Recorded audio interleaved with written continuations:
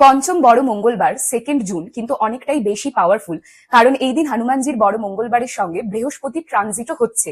এই দিন তোমরা তোমাদের ওয়েলথ লাককে অ্যাক্টিভ করতে পারো, যেখান থেকে তোমাদের লাইফে কোনোদিনই কোনো মানিটারি প্রবলেম বা টাকা পয়সার সমস্যা কিন্তু থাকবে না। দারিদ্র যোগ দূর হয়ে যাবে।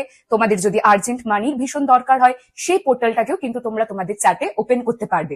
এটা বাদেও তোমাদের যে কোনো উইশ, মনস্কামনা তোমরা মাথায় রেখে এই রেমেডিগুলো ফলো করবে।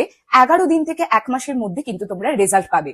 সবার প্রথমে তো যেটা করতে হবে, তোমরা তোমাদের বাড়িতেও করতে পারো, মন্দিরে গিয়েও করতে পারো, যেখানে তোমরা পিস ফিল করবে সেখানে কিন্তু এই রেমেডিটা ফলো করতে হবে। মুসুর ডাল নেবে, হনুমানজিকে দেবে।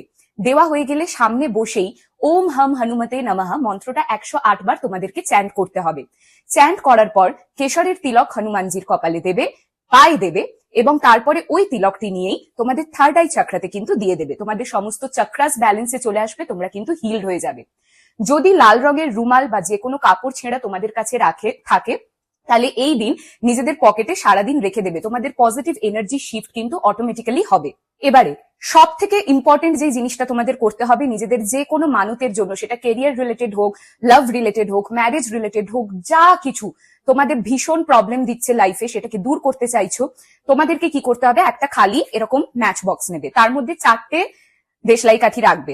এটার সঙ্গে রাখবে 4 পিস এলাচ, 4 পিস লবঙ্গ আর কিছু কালো তিল।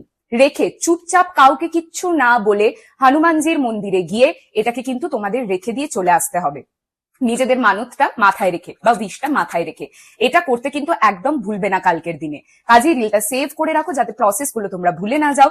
সবার সঙ্গে শেয়ার করে সবাইকে জানিয়ে দাও। রেগুলার এরকম টিপসের জন্য আমাকে ফলো করতে একদম ভুলবে না।